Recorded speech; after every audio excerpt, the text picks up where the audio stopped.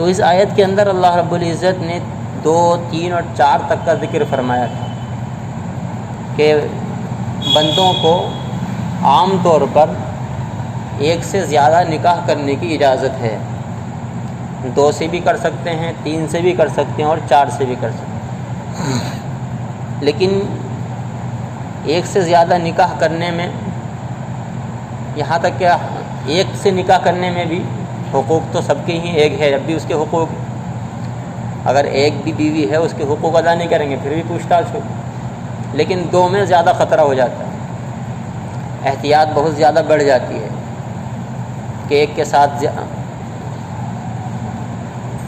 فرمائشیں اس کی زیادہ پوری ہو رہی ہیں، دوسرے کی پوری نہیں ہو رہی ہیں، ایک کے ساتھ خرچ ایک پر زیادہ ہو رہا ہے دوسری پر کم ہو رہا ہے، ایک پر زیادہ وقت دیا جا رہا ہے دوسری پر کم دیا جا رہا ہے، اس میں کمی بیشی ہو سکتی ہے۔ تو اس لیے نبی اکرم صلی اللہ علیہ وسلم نے بھی 1 سے زیادہ ازواج مطہرات کو اختیار فرمایا ہے، اور اللہ رب العزت نے عام بندوں کو بھی اس کی اجازت دی ہے، لیکن اس کے لیے بہت سارے پہلو ہیں جن کو نظر انداز نہیں کیا جا سکتا۔ سب سے اہم پہلو اس میں انصافی کا پہلو ہے کہ بے انصافی نہ ہو، اگر بے انصافی کا خطرہ ہے تو اللہ رب العزت نے صاف فرما دیا فواحدہ، تو پھر تو ایک ہی پر بس کرو، فَإِنْ خِفْتُمْ أَلَّا تَعْدِلُوا، اگر تم انصاف کرنا تمہارے لیے مشکل ہو جائے، یہ ڈر ہو، یہ اندیشہ ہو کہ انصاف نہ کر پاؤ گے، تو فواحدۃ، تو ایک ہی پر اکتفا کر لو، اور اگر انصاف کر سکتے ہو تو 2 یا 3 اور 4 تک کی اجازت ہے۔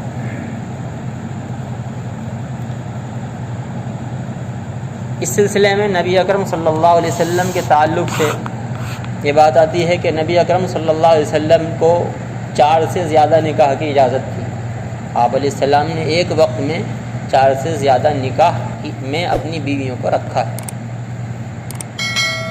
اور اسی پر مستشرقین جو اسلام دشمن ملحدین ہیں، یہود و نصارہ ہیں، اور اس وقت کے غیر مسلم جن کو ہندو کہا جاتا ہے، وہ بھی پیارے نبی صلی اللہ علیہ وسلم پر نکاح کی زیادتی کے تعلق سے الزامات لگاتے ہیں، حضرت عائشہ رضی اللہ تعالیٰ عنہ پر تہمتیں لگاتے ہیں، اور یہ تہمتیں کوئی نئی نہیں ہیں، پرانی ہیں، ستیزہ کار رہا ہے ازل سے تا امروز، یہ تو پرانی باتیں ہیں، اور ہمیشہ اسلام پر اعتراضات اور اسلام پر نشانے لگتے آئے ہیں۔ اگر حقیقت پسندی سے جائزہ لیا جائے اس بات کا کہ نبی اکرم صلی اللہ علیہ وسلم نے اتنے نکاح کیوں کیے ہیں، اور کیوں سے پہلے یہ دیکھ لیا جائے کہ کب کیے ہیں، کیوں سے پہلے یہ دیکھ لیا جائے کہ کب کیے ہیں، تو انصاف پسند آدمی اس بات کو کہے بغیر نہیں رہے گا کہ یہ نکاح نفسانی خواہشات کی وجہ سے نہیں ہوئی، یہ دینی تقاضوں کی بنیاد پر ہوئے، کہیں پر کسی قوم کے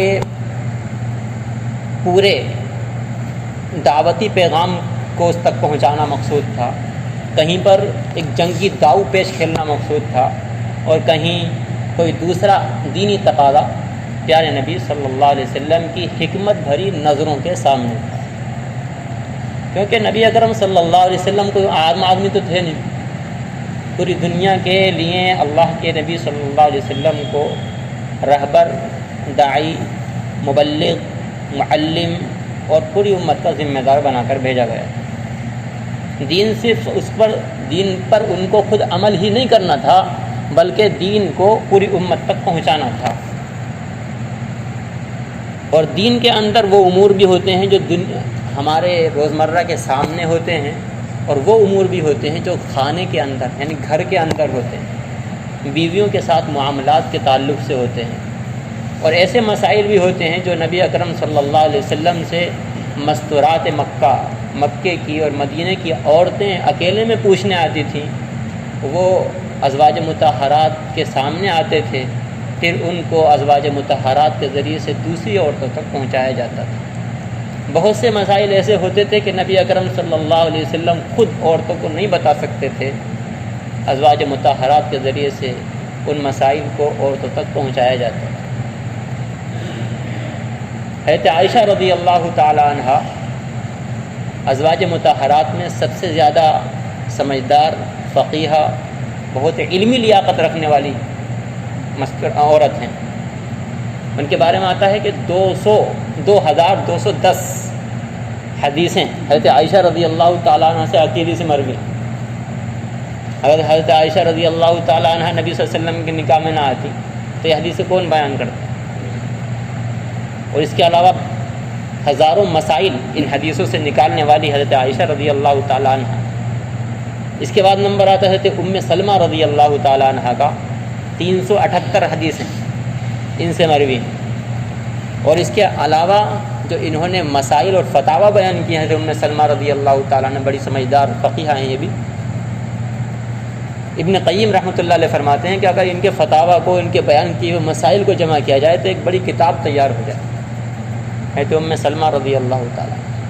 تو یہ نمونے کے طور پر حضرت عائشہ اور حضرت ام سلمہ رضی اللہ تعالیٰ عنہ کے نبی صلی اللہ علیہ وسلم کے نکاح میں آنے کے فائدے ہمارے سامنے آئے.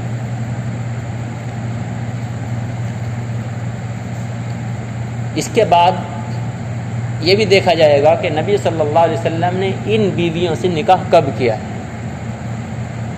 نبی صلی اللہ علیہ وسلم کی عمر کا 25 سال کا زمانہ بے نکاحی کا گزرا ہے. 25 سال کی عمر میں نکاح ہوا پہلا, اور کس سے ہوا؟ حضرت خدیجہ رضی اللہ تعالیٰ عنہ سے. اور حضرت خدیجہ رضی اللہ تعالیٰ عنہ کے بارے میں دو چیزیں غور فرمانے کی ہیں. ایک تو وہ بیوہ تھی, اور ایک شوہر سے نہیں 2 شوہروں سے بیوہ تھی. اس سے پہلے 2 شوہروں کا انتقال ہو چکا. اور دوسری چیز, بیوہ ہونے کے ساتھ ساتھ عمر 15 سال زیادہ تھی. عمر 15 سال زیادہ تھی. خود 25 سال کے ہیں پیارے نبی صلی اللہ علیہ وسلم, حضرت خدیجہ 40 سال کی. 25 سال کی عمر کا نوجوان 40 سال کی عمر سے نکاح نفسانی خواہشات کی وجہ سے نہیں کرے گا, اور پھر بیوہ سے نکاح. اور یہاں تک بات ہے کہ حضرت خدیجہ رضی اللہ تعالیٰ عنہ کے ہوتے ہوئے آقا صلی اللہ علیہ وسلم کو ان سے اتنی الفت اور محبت تھی کہ ان کے ہوتے ہوئے کسی سے نکاح ہی نہیں کیا.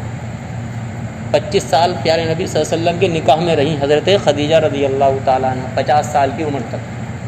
تو حضرت خدیجہ رضی اللہ تعالیٰ عنہ جب تک نکاح میں رہیں آقا صلی اللہ علیہ وسلم نے کسی سے نکاح نہیں کیا. 50 سال کی عمر میں جب انتقال ہوا ہے اس کے بعد میں 2 نکاح وجود میں ہیں. ایک حضرت سودا رضی اللہ تعالیٰ عنہ اور ایک حضرت عائشہ رضی اللہ تعالیٰ عنہ. اور حضرت عائشہ رضی اللہ تعالیٰ عنہ سے نکاح حضرت ابوبکر صدیق رضی اللہ تعالیٰ عنہ کی پیشکش پر ہوا. حضرت ابوبکر رضی اللہ تعالیٰ عنہ کی پیشکش پر حضرت ابوبکر نے پیشکش فرمائی. تو یہاں یہ بھی دھیان رکھنا چاہیے کہ لڑکی طرف سے بھی پیشکش ہو سکتی ہے. آج ہمارے دیار میں, ہمارے ماحول میں لڑکی کی طرف سے پیشکش کرنے کو عیب سمجھا جاتا ہے. اگر کسی لڑکی والے کے ذہن میں کوئی لڑکا ہے تو بات پہنچا سکتا ہے. اس بات کو کچھ عیب سا سمجھتا ہے یا اپنی کمی سمجھتا ہے کہ بھئی لڑکی والا شروعات کر رہا ہے بات چیت. تو ایسا نہیں ہے. تو بہرحال حضرت عائشہ رضی اللہ تعالیٰ عنہ اس وقت عمر کے اعتبار سے چھوٹی تھی. نکاح ہو گیا تھا لیکن رخصتی نہیں ہوئی. حضرت سودا بڑی تھی اور رخصتی ہو گئی تھی. تو 50 سال کی عمر تک ایک بیوی رہی نکاح میں. اس کے بعد میں بھی 4-5 سال تک حضرت سودا رضی اللہ تعالیٰ عنہ اکیلی رہی. 54 سال کی عمر میں حضرت عائشہ رضی اللہ تعالیٰ عنہ جب کچھ سمجھدار ہوئی, بڑی ہوئی ہیں, تو حضرت عائشہ رضی اللہ تعالیٰ عنہ کی رخصتی ہوئی. 54 سال کی عمر میں 2 بیویاں نبی صلی اللہ علیہ وسلم کے نکاح میں آپ کی زندگی میں ایک ساتھ آئیں 54 سال کی عمر میں. اس کے بعد میں پھر حضرت زینب بنت جہش رضی اللہ تعالیٰ عنہ سے نکاح ہوا. اس کے بعد میں ایک اور بیوی ہیں, ان سے نکاح ہوا. چند سال کے بعد حضرت حفصہ رضی اللہ تعالیٰ عنہ سے نکاح ہوا. ان کا انتقال ہو گیا کچھ مہینے کے بعد. پھر ام سلمہ رضی اللہ تعالیٰ عنہ سے سن 4 ہجری کے اندر نکاح ہوا. حضرت عائشہ رضی اللہ تعالیٰ عنہ کی رخصتی تو سن 2 ہجری میں ہو گئی تھی. نبی صلی اللہ علیہ وسلم کی عمر 54 سال تھی, 55 کے قریب تھی. اس کے بعد میں 54 سال کی عمر میں 2 بیویاں نبی صلی اللہ علیہ وسلم کے ساتھ میں رہیں. اس کے بعد میں ایک بیوی کا سے نکاح ہوا, ان کا انتقال ہو گیا حضرت حفصہ کا. اس کے بعد میں حضرت ام سلمہ رضی اللہ تعالیٰ عنہ نکاح میں آئیں. اس کے بعد میں پھر ایک دوسری بیوی ہیں, ان کا نام بھی زینب ہے. پہلی زینب بنت خزیمہ تھی, یہ زینب بنت جہش ہیں. اس کے بعد میں پھر حضرت ام حبیبہ ہیں, حضرت حفصہ ہیں, اور حضرت جویریہ رضی اللہ تعالیٰ عنہ ہیں, حضرت ام حبیبہ رضی اللہ تعالیٰ عنہ ہیں. حضرت ان سے کسی سے سن 6 ہجری میں نکاح ہوا ہے، 5 میں ہوا ہے، 6 میں ہوا ہے، پھر 7 ہجری میں 3 نکاح ہوئے ہیں۔ یہ آخر عمر میں نبی صلی اللہ علیہ وسلم کے آخر کے 3-4 سالوں میں زیادہ نکاح ہوئے ہیں، جب نبی اکرم صلی اللہ علیہ وسلم کی عمر 58 سال تھی۔ 58 سال کی عمر میں نکاح کرنا اور جوانی کی عمر میں نکاح نہ کرنا، ایک سمجھدار اور انصاف پسند اندازہ لگا سکتا ہے کہ یہ نکاح کس بنیاد پر کیے گئے۔ اب اگر نفسانی خواہشات پر ہوتے تو جوانی کی عمر کو ایسے ایک بیوی پر اکتفا کر کے نہیں گزارا جا سکتا۔ اور اس کے ساتھ ساتھ کفار مکہ جو دشمن تھے پیارے نبی صلی اللہ علیہ وسلم کے، آپ پر الزام لگایا ساحر ہونے کا، جادوگر ہونے کا، شاعر ہونے کا، قرآن گھڑنے کا، لوگوں پر جادو کرنے کا، طرح طرح کے الزام لگائے، لیکن کوئی ایسا الزام لگانے کا ان کو موقع نہ ملا کہ جو کسی نفسانی خواہشات سے یا نظر کی غلطی سے پیارے نبی صلی اللہ علیہ وسلم کے تقوی پر، آپ کی پاکیزگی پر الزام لگایا جا سکے۔ 50 سال کی عمر تک، یہاں تک کہ پوری زندگی، جب آپ صلی اللہ علیہ وسلم کا نکاح نہیں ہوا تھا 25 سال تک، اور اس کے بعد میں 50 سال تک ایک بیوہ عورت کے ساتھ رہے، اس پورے عرصے کے اندر نبی صلی اللہ علیہ وسلم کے زندگی پر، آپ کی پاکیزگی پر ذرا بھی الزام نہیں لگایا جا سکتا، کوئی مہلت ہی نہیں ملی کفار مکہ۔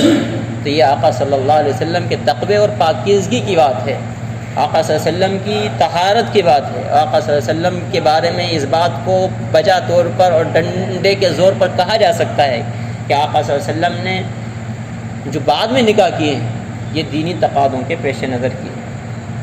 حضرت ام سلمہ رضی اللہ تعالیٰ عنہ کا جو نکاح سن 4 ہجری کے اندر ہوا ہے، حضرت ام سلمہ رضی اللہ تعالیٰ عنہ بیوہ ہو گئی تھی، ان کے شوہر ابو سلمہ رضی اللہ تعالیٰ عنہ کا انتقال ہو گیا تھا، کچھ بچے ان کی کفالت میں تھے۔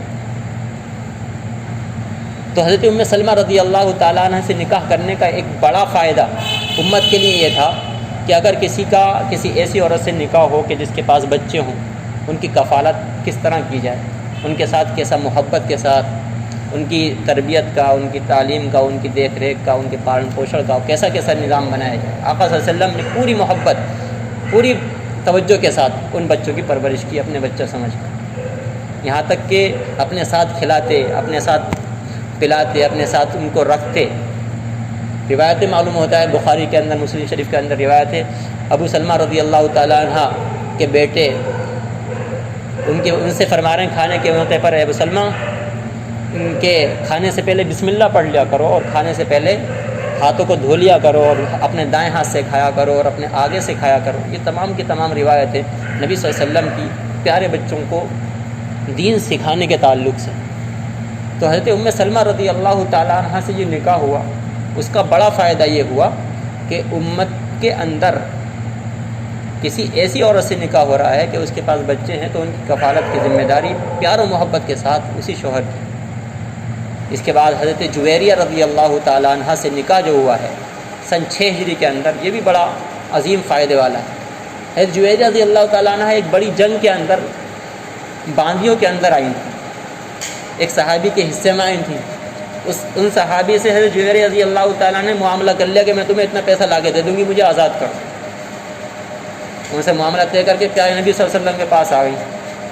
کیا حضرت سے امید تھی کہ مجھے کچھ رقم کی ضرورت ہے، مجھے آزاد کرا دیجیے۔ نبی صلی اللہ علیہ وسلم نے پیشکش کی کہ اس سے بہتر راستہ بتا دوں،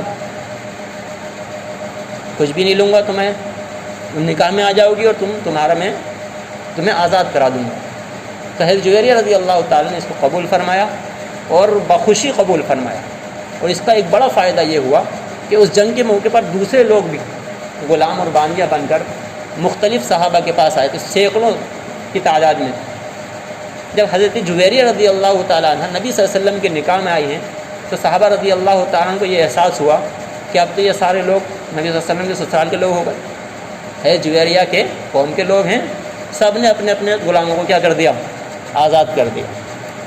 جب وہ آزاد ہوئے ہیں، ان پر ایک احسان ہوا ہے اسلام کا، سب کے سب مسلمان ہوئے ہیں، اور پھر ان لوگوں نے احسان مندی میں اسلام کا کلمہ پڑھ کر کے حضرت جویریہ رضی اللہ تعالیٰ عنہ کی برکتیں حاصل کی۔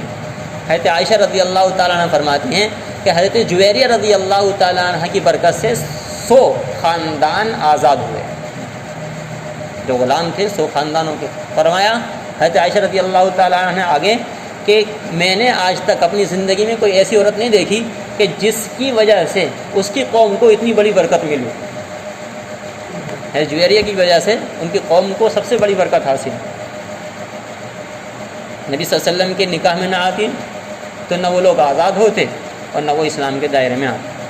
اسی طرح سے حضرت ام حبیبہ رضی اللہ تعالیٰ عنہ سے جو نکاح ہوا ہے ایک جنگی مصلحت سے ہوا ہے۔ حضرت جویریہ ام حبیبہ رضی اللہ تعالیٰ عنہ یہ تو شروع میں ہی مسلمان ہو گئی تھیں یوں تو، لیکن اپنے شوہر کے ساتھ حبشہ کی ہجرت کے لیے چلی گئی تھی۔ جب حبشہ ہجرت کے لیے چلی گئیں تو ان کے شوہر وہاں پر مرتد ہو گئے، اسلام سے پھر گئے، اور مرتد ہونے کے بعد انتقال بھی ہو گیا۔ نبی صلی اللہ علیہ وسلم نے انتقال کے بعد ان کو حبشہ کے بادشاہ جو نجاشی تھا ان کے ذریعے سے، ان کے واسطے سے پیغام بھجوایا نکاح کا، نکاح کا پیغام بھجوایا، قبول ہوا، اور نجاشی ہی نے نبی صلی اللہ علیہ وسلم کا نکاح منعقد کرایا۔ یہاں جنگی مصلحت کیا تھی؟ حضرت ام حبیبہ رضی اللہ تعالیٰ عنہ نبی صلی اللہ علیہ وسلم کے اس وقت کے بڑے دشمن کی بیٹی، اس وقت جو نبی صلی اللہ علیہ وسلم کا ایک بڑی ایک جماعت تھی جو نبی صلی اللہ علیہ وسلم کو ہر طرح سے ختم کرنا چاہتی تھی، مٹانا چاہتی، اس کا جو سرغنہ تھا ابو سفیان، بعد میں مسلمان ہو گئے تھے۔ ابو سفیان کی بیٹی تھی ام حبیبہ رضی اللہ تعالیٰ عنہ۔ ابو سفیان نے جب دیکھا بیٹی نبی صلی اللہ علیہ وسلم کے نکاح میں آ گئی، وہ چاروں خانے چت، اب کیا کرے؟ اور وہ یہ کہنے پر مجبور ہو گیا کہ نبی صلی اللہ علیہ وسلم تو بڑی اونچی ناک والے ہیں، ان کو تو ذلیل کیا ہی نہیں جا سکتا، سارے ہتھیار ڈال دیے، اب کیا کرے بھائی، گھر کے داماد ہوئے۔ تو یہ نبی صلی اللہ علیہ وسلم کا ایک جنگی داؤ تھا، ایک نفسیاتی اعتبار سے، ذہنی اعتبار سے ایک حملہ تھا کہ جو اسلام کے دشمنوں پر کیا۔ اسلام کو بڑا غلبہ حاصل ہوا اس نکاح کے ذریعے سے، اور ابو سفیان نے پھر بعد میں جا کر کے اسلام بھی قبول فرمایا۔ تو یہ مصلحتیں تھیں نبی صلی اللہ علیہ وسلم کے نکاحوں کی۔ اور خاص طور سے جو چیز آپ کے سامنے پہلے آ چکی ہے کہ نبی صلی اللہ علیہ وسلم اگر نفسانی خواہشات کی وجہ سے کرتے تو شروع میں کرتے نا، اور پھر جب امت کو 4 نکاحوں کی اجازت ہو گئی تھی نا، جب بھی نبی صلی اللہ علیہ وسلم نے 4 نکاح نہیں کیے تھے، اس کے بھی سالوں بعد میں 4 نکاح کی اجازت تو بہت پہلے ہو چکی تھی۔ اگر نفسانی خواہشات ہوتی تو جب بھی کرتے کہ ہاں 4 کی اجازت ہو گئی۔ اور اس کے علاوہ نبی صلی اللہ علیہ وسلم کے بارے میں اللہ رب العزت نے جو آیت نازل فرمائی ہے، اس سے بھی یہ پتہ چلتا ہے کہ اللہ کے رسول صلی اللہ علیہ وسلم نے یہ نکاح اپنی مرضی سے نہیں کی، بلکہ اللہ کے حکم سے کی۔ اللہ تعالیٰ نے فرمایا لا يحل لك النساء من بعد ولا ان تبدل بهن من ازواج ولو اعجبك حسنهن، کہ اب تمہارے لیے اجازت نہیں ہے اگر جو تمہیں کوئی دوسری عورت کسی بھی مصلحت سے پسند آئے، لیکن اب لا يحل لك النساء، اب تمہارے لیے اجازت نہیں ہے۔ پتہ چلا کہ پہلے اللہ رب العزت کی اجازت اور اللہ کے حکم سے ہوئی، اپنی مرضی سے نہیں ہوئی۔ بہرحال پیارے نبی صلی اللہ علیہ وسلم کا پوری زندگی 50-54 سال تک کی عمر تک ایک بیوی پر اکتفا کرنا، اور پھر ساری کی ساری بیوہ عورتیں، صرف ایک حضرت عائشہ رضی اللہ تعالیٰ عنہ تنہا ایسی عورت تھی جو بے نکاحی تھی، اور وہ بھی ایک بڑے علمی اور فقہی اعتبار سے حضرت ابوبکر رضی اللہ تعالیٰ عنہ کی بیٹی، رضی اللہ تعالیٰ عنہ کی بیٹی تھی۔ اس اعتبار سے بڑے مصلحت اور بڑے علمی فوائد کی وجہ سے ان سے نکاح کیا گیا۔ بہرحال اللہ کے رسول صلی اللہ علیہ وسلم پر الزامات لگانا اور ان پر اعتراضات کرنا اور ان کی تقوی و طہارت پر، اور آپ صلی اللہ علیہ وسلم کے بارے میں یہ کہنا کہ وہ اپنے ہوا اور اپنے نفسانی خواہشات اور اپنے حرص کی وجہ سے نکاح کیے ہیں، ذرہ برابر بھی اس کی گنجائش نہیں ہے۔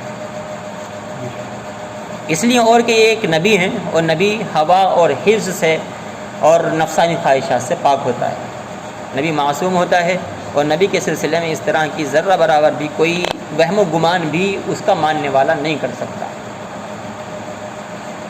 اسی لیے اللہ رب العزت نے یہاں پر نبی صلی اللہ علیہ وسلم کے بارے میں بھی، پوری امت کے بارے میں بھی یہ کہہ دیا کہ اپنی ضرورت کے اعتبار سے اگر آپ ایک پر اکتفا نہیں کر پا رہے ہیں تو ایک سے زیادہ نکاحوں کی تم کو اجازت ہے، لیکن ایک سے زیادہ نکاح اس وقت ہو سکتے ہیں جب کہ تم آپس میں انصاف کرو، انصاف کا معاملہ کرو، ظاہری طور پر بھی باطنی طور پر بھی۔ ایک انصاف ہوتا ہے اختیاری معاملات میں، اور ایک معاملات ہوتے ہیں بے اختیاری۔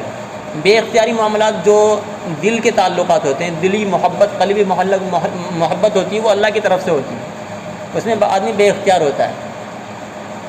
تو انصاف کا معاملہ اختیاری معاملات میں ہے، مثال کے طور پر خرچہ دینے میں، وقت دینے میں، اسی طرح سے کہیں لے کر جانے میں، یا ان کے اوپر خرچ کرنے میں، کھانے پینے میں، ان کے ساتھ رات گزارنے میں برابری ہونی چاہیے۔ رہا تعلق قلبی محبت کا، دل کے میلان کا، تو اللہ رب العزت نے اس کو معاف فرمایا، کیونکہ وہ تو اللہ کے ہاتھ میں ہے۔ اللہ کے رسول صلی اللہ علیہ وسلم نے خود فرمایا کہ اللہ جو چیزیں میرے اختیار میں، میں نے اس میں انصاف کیا ہے، جو چیزیں میرے اختیار میں نہیں ہیں ان سے میں آپ سے معذرت چاہتا ہوں۔ اللہ رب العزت نے بھی فرمایا کہ ہاں تمہیں انصاف کا حکم انہی چیزوں میں ہے جس میں تم کیا ہو، تمہیں اختیار ہے، تم مختار ہو، اور اگر جن چیزوں میں اختیار نہیں ہے تو اس میں تمہیں اس پر بوجھ بھی نہیں ہے، تو اس کا زور بھی نہیں ہے۔ لیکن اتنا نہ ہو کہ بھائی دل کی محبت کسی طرف زیادہ ہے تو ساری کی ساری ایک ہی طرف ہو جائے، دوسری کی طرف دیکھے ہی نہ۔ قرآن کریم کہہ رہا فلا تمیلوا کل المیل، ایسا نہ ہو کہ ایک تو بالکل ہی چھوڑ دو، دوسری طرف بالکل چلے جاؤ، ایسا بھی نہ ہونا چاہیے۔ ہاں ایک قلبی محبت ہوتی ہے، کسی سے زیادہ ہے کسی سے کم ہے، لیکن توجہ سب پر دینی ہے، اور اگر ایسا نہیں ہو سکتا ہے تو پھر ایک ہی پر اکتفا کرنے کا حکم ہے۔ فَإِنْ خِفْتُمْ أَلَّا تَعْدِلُوا فَوَاحِدَةً أَوْ مَا مَلَكَتْ أَيْمَانُكُمْ، اور اگر تم ایک پر، دو سے زیادہ پر انصاف نہیں کر سکتے تو پھر ایک پر اکتفا کرو۔ ذَلِكَ أَدْنَىٰ أَلَّا تَعُولُوا، یہ انصاف کے زیادہ قریب ہے، اور انصاف کے زیادہ قریب اس لیے ہے کہ پھر یہاں پر آپ کو دو یا زیادہ آپ کے سامنے نہیں ہے، ایک ہی ہے، حالانکہ انصاف اس کے ساتھ بھی کرنا ہے۔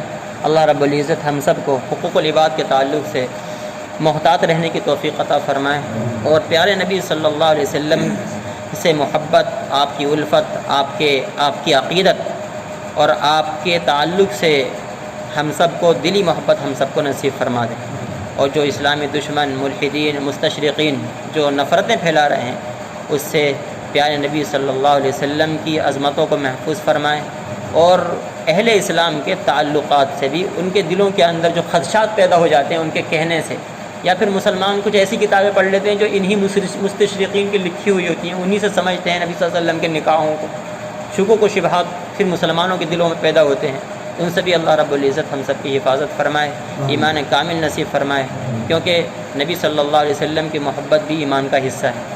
پیارے نبی صلی اللہ علیہ وسلم سے کامل محبت اور سچی عقیدت نصیب فرمائے۔